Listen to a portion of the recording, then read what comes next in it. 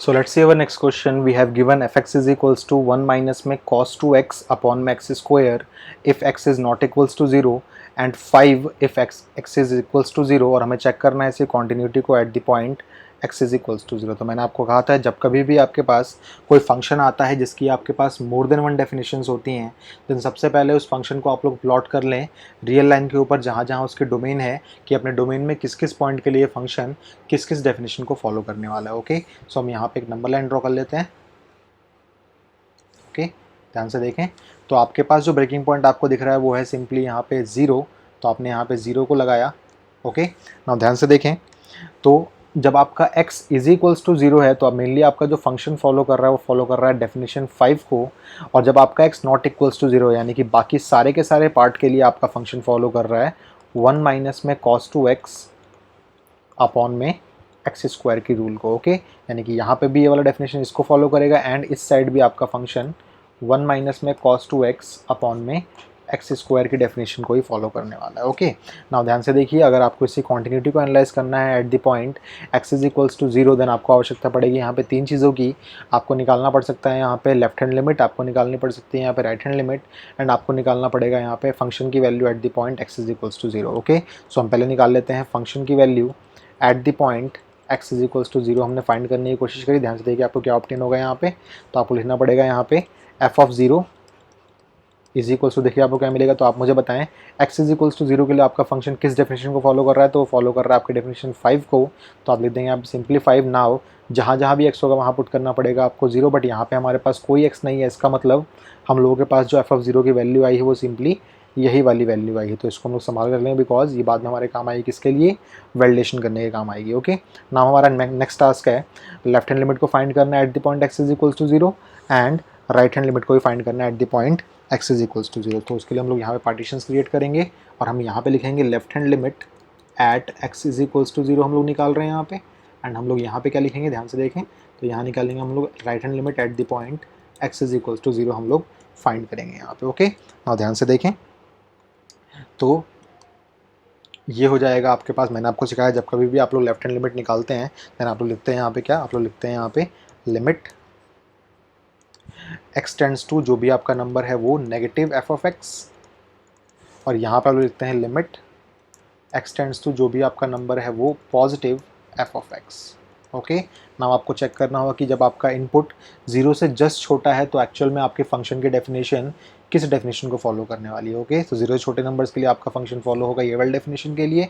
And 0 से बड़े numbers के लिए आपका फंक्शन अगेन फॉलो होगा इस वाली डेफिनेशन के लिए। ओके, नाउ ध्यान से देखें तो ये आपके पास हो जाएगा, इसको आप रिप्लेस कर सकते हैं, बोल सकते हैं limit x tends to what, x tends to 0 negative, and fx की जगह पे आप बोल सकते हैं 1 माइनस में cos 2x एंड अपॉन में एक्स स्क्वायर।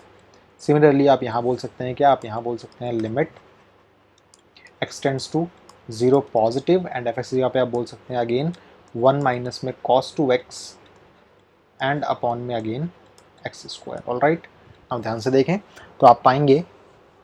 कि आपको सारे के सारे सवालों को सॉल्व करना है किससे, h वाले मेथड से, तो आप यहाँ पुट कर देंगे क्या, आप पुट कर देंगे यहाँ पे x is equals to a का मतलब है आपके पास 0 माइनस h बिकॉज आप निकाल रहे हैं यहाँ पे LHL, और यहाँ आप पुट कर देंगे क्या a प्लस h, यानी कि x इज इक्वल्स टू हो जाएगा a का मतलब 0 and plus h where h is what, h is some small positive number. Okay, simply यहाँ पे आपको पुट करना है x is equals to minus h,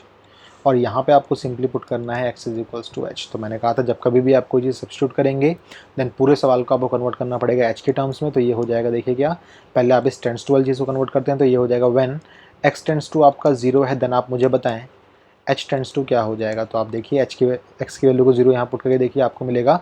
h equals to minus 0 मिलेगा, आप 0 करके प्लस लगाएं चाहे नेगेटिव लगाएं आपका मर्जी, आपका आंसर जो आएगा वो सिंपली 0 ही आने वाला है। ओके, सिमिलरली आप देखिए यहाँ पे when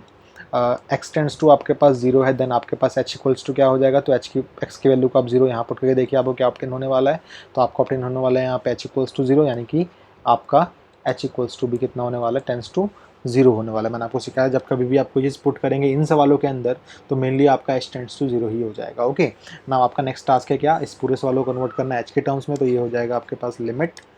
h tends to 0 and then this will become what, this will become जहाँ जहाँ भी x है वहाँ पुट करना है आपको माइनस h। ओके, सो ये हो जाएगा 1 माइनस में cos 2 times of minus h and then divided by what, minus के एच की होल स्क्वायर करनी है आपको। सिमिलरली यहाँ पे देखिए क्या हो जाएगा, तो ये हो जाएगा limit h tends to again 0 and then जहाँ जहाँ भी x है वहाँ पुट करना है आपको सिंपली इस बार h। तो इस पूरे सवाल में जहाँ जहाँ भी आपके पास x होगा वहाँ पे आपको h पुट करना है। तो ये हो जाएगा आपके पास 1 माइनस में cos 2h and then divided by simply what, h square. Okay, तो हम यहाँ लिख देंगे क्या, h स्क्वायर लिखना है हम लोग को। ओके, तो हम लिख देंगे यहाँ पे simply h square. Okay, now आपका मेन टास्क था, अब ये सिंप्लीफिकेशन थोड़ी सी और हो सकती है, हम इसको सिंप्लीफाई पहले कर लें। तो ये हो जाएगा limit h tends to 0 and this can be written as 1 minus में cos of minus 2h, because minus H जब मल्टीप्लाई होगा 2 से तो माइनस 2h दे देगा आपको, अपॉन में सिंपली हो जाएगा h स्क्वायर। ओके,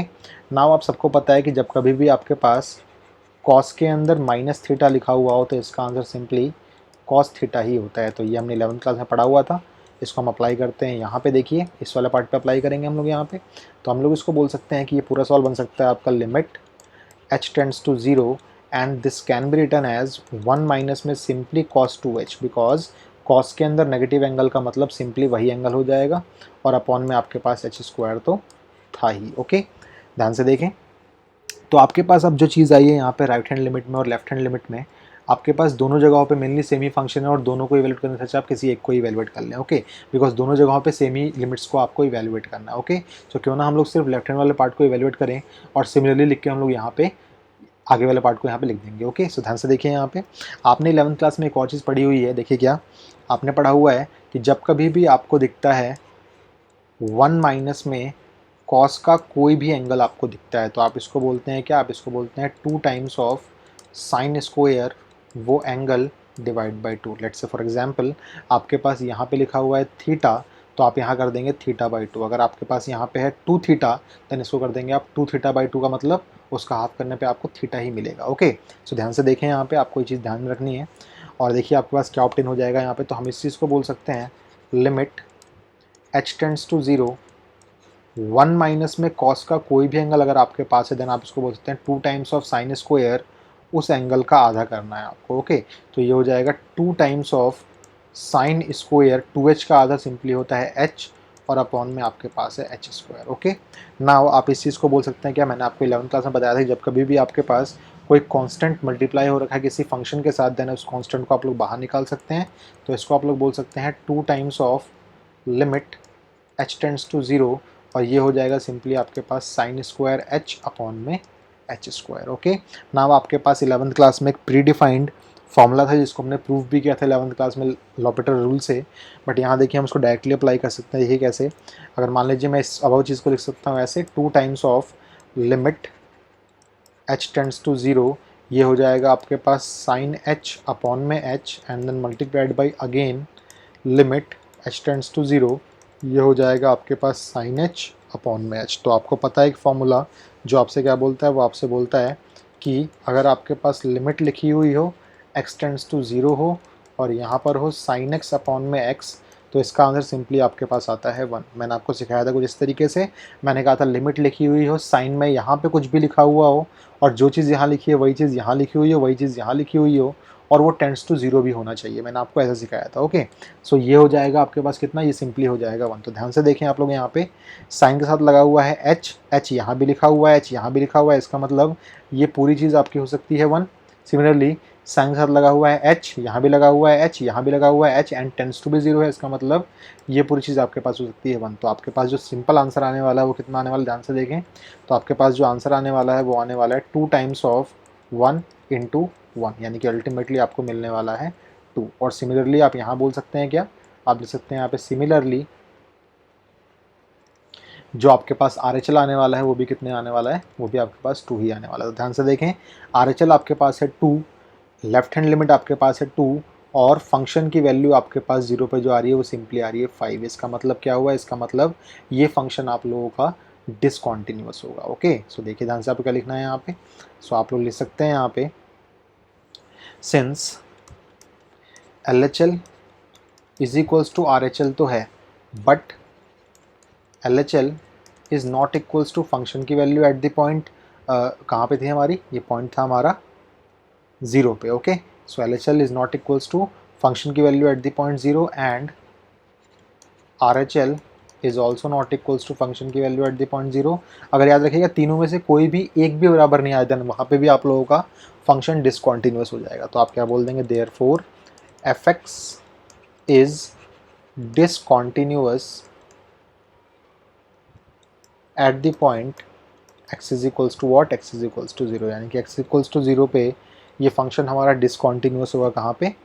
डिसकॉन्टिन्यूस होगा। ओके, सो ये हमने पूरा प्रोसीजर सॉल्व किया सवालों करने का। आई विल सजेस्ट कि इसका आप लोग स्क्रीनशॉट लेते रहें। तो फर्स्ट पार्ट इसका ये है, देन उसके बाद हमने सेकंड पार्ट इसका यहाँ पे किया हुआ है पूरा सॉल्व। ओके, सो इसको प्लीज़ आप लोग स्क्रीनशॉट ले लें इसका।